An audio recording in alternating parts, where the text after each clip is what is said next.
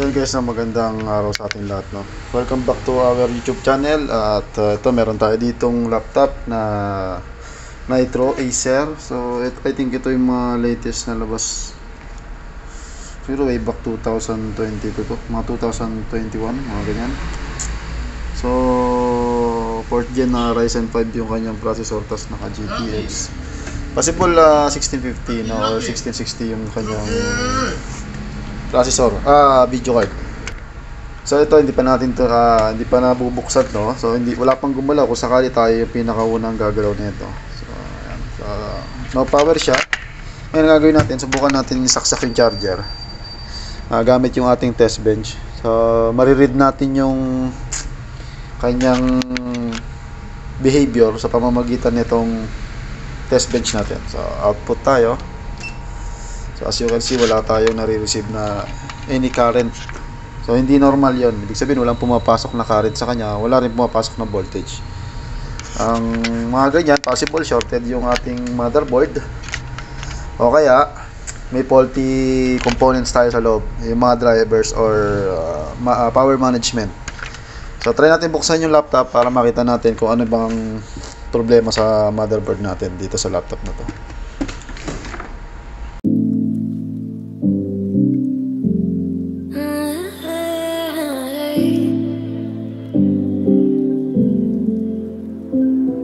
On my walls down. I've never been exposed like this before. I'm good at shutting you out. I've always had a way of keeping closed. Being hiding, I've been calling out your name from the darkness, thinking it's too late. If you're finding I've been too much on your plate, I'll keep hiding, calling out your name, calling out your name, calling out your name,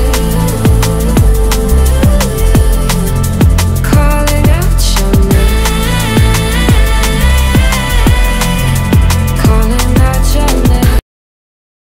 So ito, nahiwalay na natin yung ating mainboard, yung motherboard mismo ng laptop.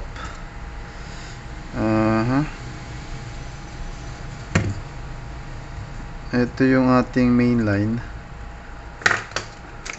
Check natin kung meron tayong shorted dyan sa ating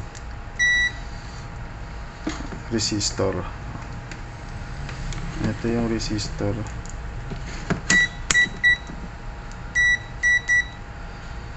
Okay. So itong resistor,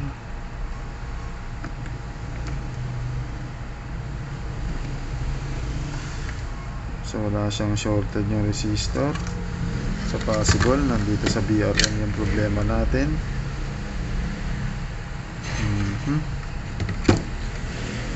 Kasi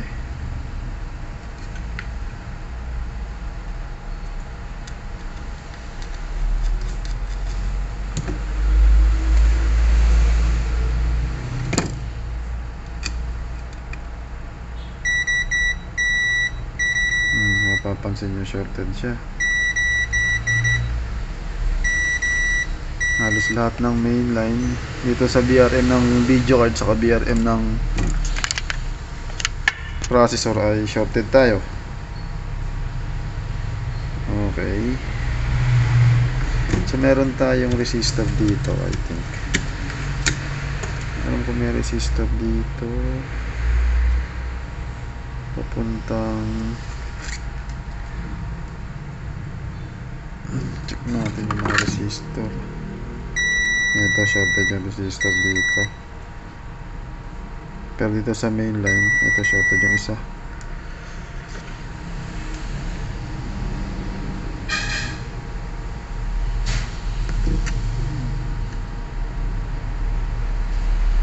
So ito, nagmumula na dito yung shorted agad.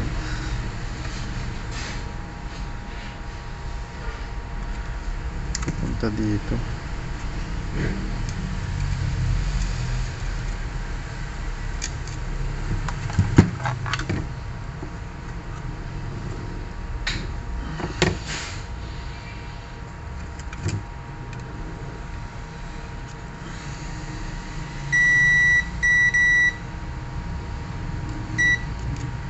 yung BRM natin. Ayan.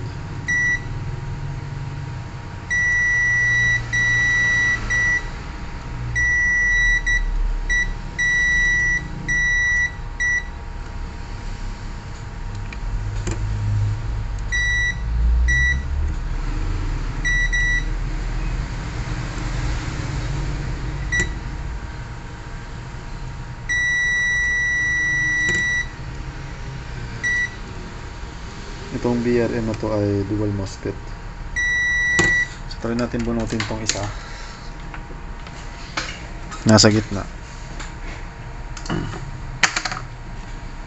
Malaman natin kung ito nga yung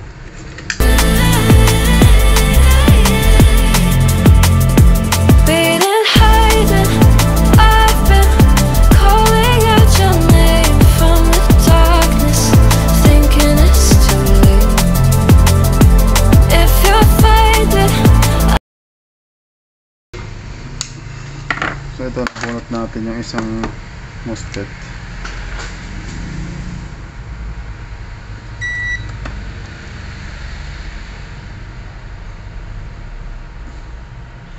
Mukha naman siyang goods.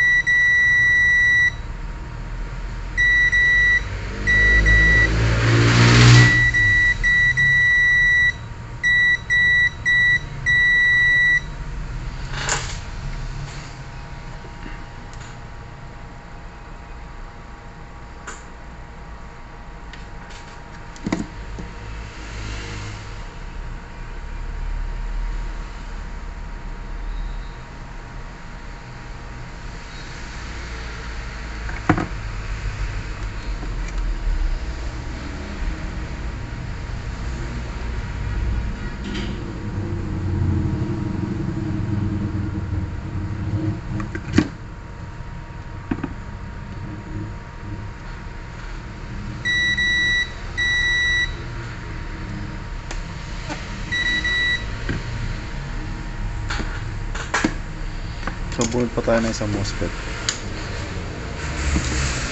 Kasi ito dual MOSFET to. So mahirap siyang i-test basta-basta. Kailangan natin, siguro mas maganda check natin one by one yung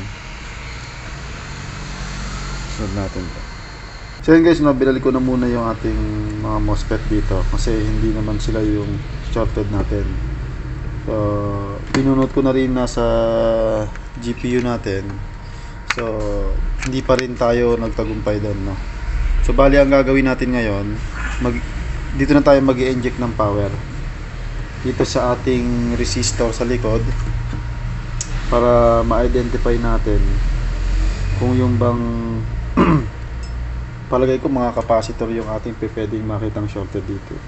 So, ito kasing capacitor, hindi natin pwede isa-isahin, marami yan.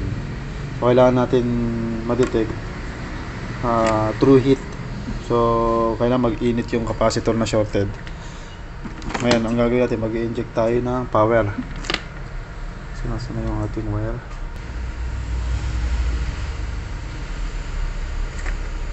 Kailangan natin ng LED.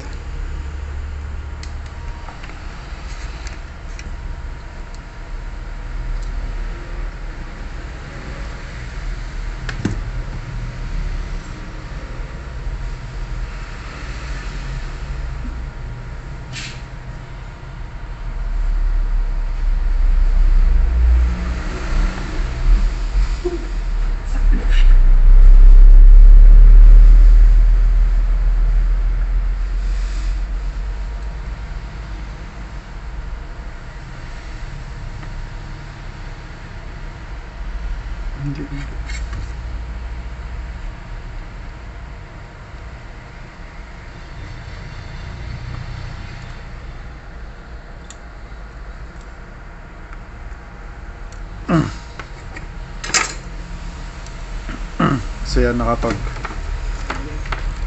inject na tayo ng wire. So ang gagawin natin ngayon, syempre yung positive,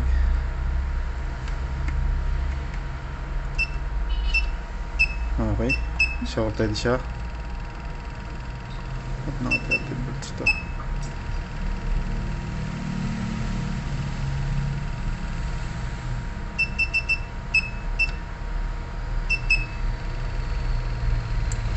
So ano lang tayo, 3 lang yung current natin, or yung amps, 3 amps.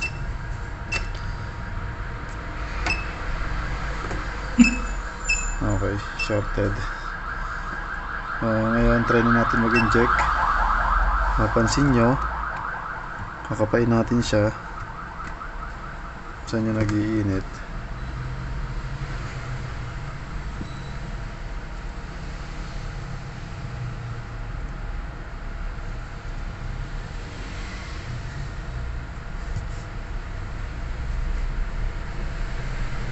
Actually, mahirap siyang ma-identify basta-basta, no? Pag walang thermal scanner. Katulad ng iba may thermal scanner na-identify.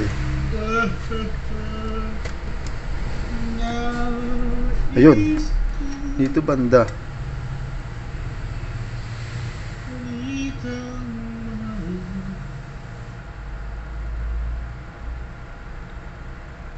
Pero talaga sila na spot. May nag-iinit dito. Sabi ko, ayun. May nag-iinit dito. Nakita ko sa inyo. Pasok ako. Natin. Ayun. Nakita nyo yung MOSFET na yan? Ayan. Nakita nyo yung MOSFET. Itong MOSFET na to. Ayan. So ito nag-iinit to. Ulitin natin.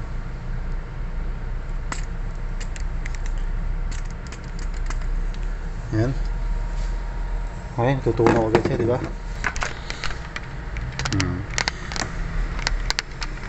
So itong nag-iinit na to, yung nakita nyo kanina, yan ay power ng memory. Ito. So ang main power rail niya ay 12 volts to 1.3, 1.2, 1.35 to be exact, para dito sa coil or inductor. So gawin natin, bunutin natin yan.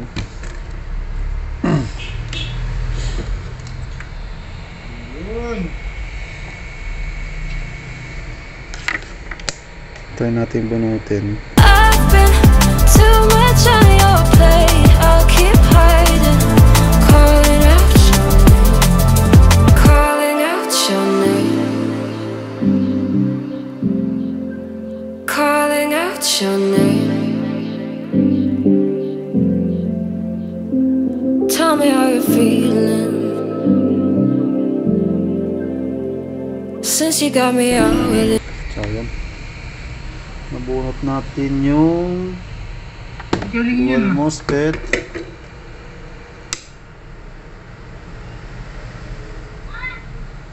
Kulang. Kailangan sa market, meron window market na. So try natin kung ito ba ay Meron shorted. akong smoke sa market door from Pinas. Ano yan? Dun sa yung parang malapit sa nakabilang side siya nung nung smoke sa smoke sa Mukhang capacitor yung sa problema list. natin. Ayun. Ayan, mukhang capacitor ang problema natin. Capacitor, Kung hindi naka-gloves ka tayo na, Oleg. Hindi pa pamasko kayo sa kanya.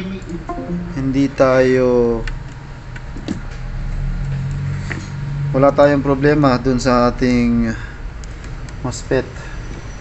So I hope na yun nga, kasi wala tayong pamalit. So sana hindi nga problema tong MOSFET na to,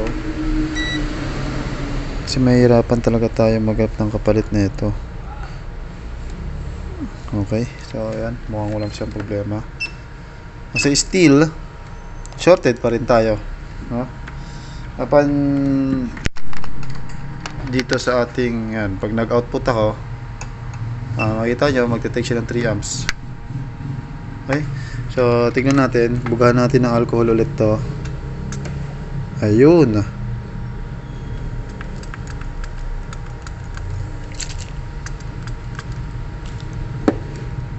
Okay. May something sa likod. Ano ba nasa likod nito?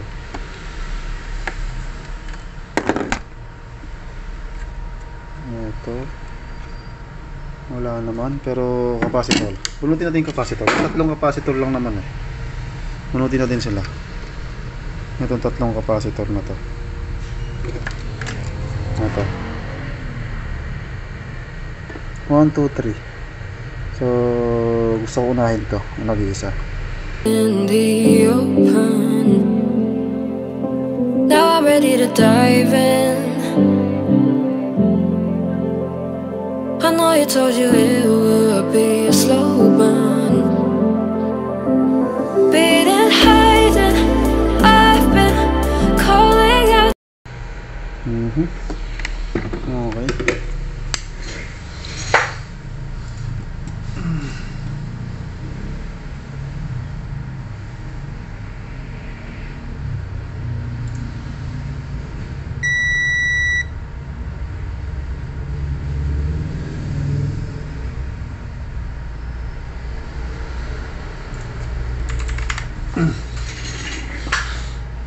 Binunod ko na yung yung capacitor na nasa gilid. Tingnan natin kung short ito.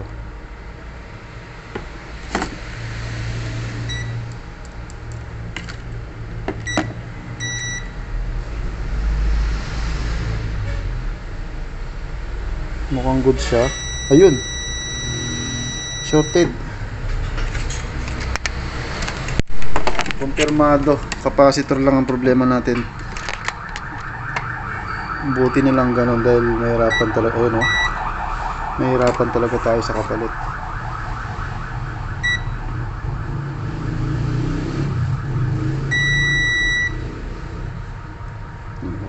Confirm natin na mabuti. Ayun, shorted siya. Okay. So, papalitan lang natin to. Tingnan na natin kung may shorted pa rin tayo dito sa sa BRM, saka ayan, wala na. Ayan. Okay, wala na. So wala na tayo. Tapos check din natin yung resistor dito kung may shorted pa. Short to ground. Ayun, wala na rin. So, tanggalin na natin yan, syempre. Makadisgrasya pa to. Tapos balik natin to. Spray tayo ng capacitor, tapos assemble, tapos yun. Pwede na natin siyang try on.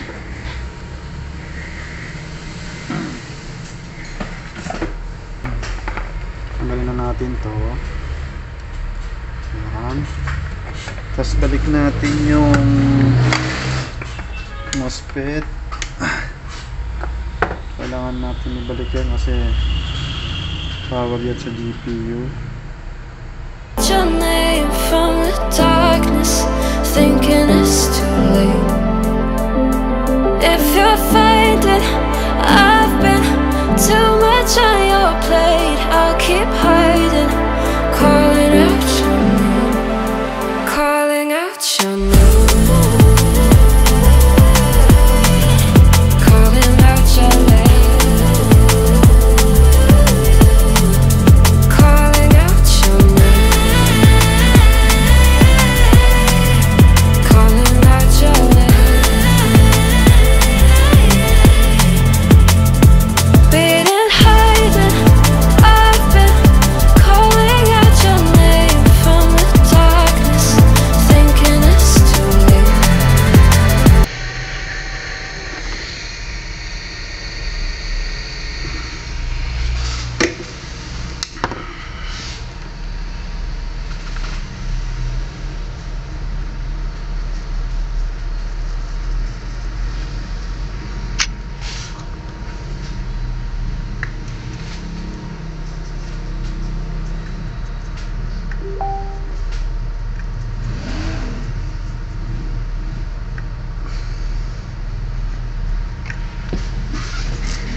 Okay? Guys, no, ito na yung ating laptop ngayon, yung Nitro. Bali, ang nangyari ay mapapansin nyo wala na yung ating VRM ng video card. Hindi kaya pwede itong nabili ko? Tapos, tinanggal ko na rin yung inductor dito sa power to VRAM. Kasi ano nangyari, pinalitan ko yung mouse, yung capacitor. Ay, gago! Pero, ang nangyayari sa kanya, nasi-short pa rin. So, na-detect ko na yung memory chip natin dito, which is itong nasa unahan, ito, ay nagre-receive ng overcurrent. Nag-iinit siya, sobrang init niya. So, minabuti ko na tanggalin na lang yung power ng ating GPU kasi ang nangyayari, ganun din, nasi-short din siya. Kumbaga nawawala yung power niya pa rin. So, hindi siya ma-short. So, pag inon mo, pipitik lang yung pan, wala na ulit. Tapos pag ni-read mo yung component, shorted na siya ulit. So, hindi na natin magagamit tong video card niya. So, discrete na siya. Pero meron naman tayong APU. Bali, Ryzen 5 naman to na naka-APU. So, okay lang. Itong GTX, hindi na natin magagamit. Kaysa naman hindi mabuhay yung laptop, no? So, tinanggal ko na yung VRM, yung dual MOSFET. Tapos, tinanggal ko na lang yung inductor. Tapos, wala na rin yung power, yung memory. So, ngayon, i-assemble ko na siya. Tingnan natin kung magdi-display na siya. So, ayan guys, no, ito na yung ating laptop. Ayan, kung mapapansin nyo, nag-on na siya. So, wala lang tayong password, hingin ko pa sa may-ari. Ito, wala na tong ano, wala na siyang integrated video card, which is yung GTX. Pero, meron siyang APU na Vega, I think. So, ito, okay na to. Magagamit naman. Ito naman siguro, hindi naman siguro pinanglalaro. Kaya, okay lang na walang video card. Ayan, nag-full speed na yung pan niya. Rinig niyo yung full speed ng pan niya. Hindi ko alam kung bakit. Naka-idle pa lang yan, wala pa tayong ginagawa. So ayun, para maiwasan nyo yung mga ganong pangyayari, lagi nyong lilinisin yung pan. Katulad nito, ayan, papakita ko sa inyo kung ano itsura nito. Pinicture ko yung pan nya, kung gaano kadumi. Ayan, makikita nyo sa screen nyo yan. Dapat iwasan yung, kumbaga, kung hindi nyo kaya linisin, ipalinis nyo sa may mga naglilinis or sa mga shop katulad namin na naglilinis ng ano. Tapos mag-repaste kayo, palitan nyo yung thermal paste. Tapos yung thermal paste gamitin sa ano, gamitin ng tama. Huwag masyadong marami, yung talagang tama lang. Tapos yung thermal paste, hindi po yan ginagamit sa memory chip, dun sa VRAM. So may specific na binalagay, thermal pad or thermal puti ba tawag doon. Yan yung mga ginagamit doon. So ipapasyo na lang sa screen yung mga thermal pad saka thermal puti para ma-identify nyo. Tapos ayun, maraming salamat kay ma'am na nagtiwala sa amin para magawa tong laptop na to. So ito, na-receive namin to, no power. So nagawa natin ng paraan. Yun nga lang, medyo may kulang, pero okay lang. Ang mahalaga na buhay siya. Ayun, maraming salamat sa patuloy na sumusubaybay sa at sumusuporta sa aming YouTube channel, at sana sa mga susunod na video ay patuloy po kayong sumuporta. Ayun, hanggang sa muli, salamat po.